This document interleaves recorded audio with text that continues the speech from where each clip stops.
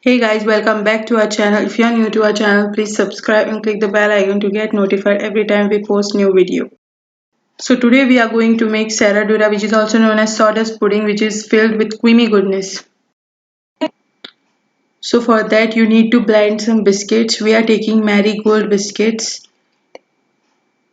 You can take any type of biscuits you want and make fine powder of it. Then transfer it into a plate and keep it aside.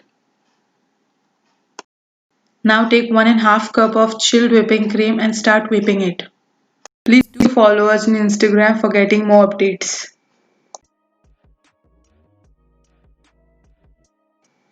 After 2 minutes, add some condensed milk. You can adjust it as per your sweetness level. And whip it for another 2 minutes till you get nice and soft peaks. Now let's start assembling it. We will start by adding one layer of biscuit crumbs with an alternating layer of whipped cream, as shown in the video.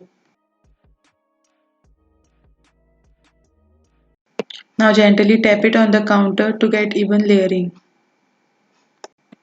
Now repeat the same process again. First and last layer should be the biscuit crumbs. Do subscribe to our channel and click the bell icon to get notified.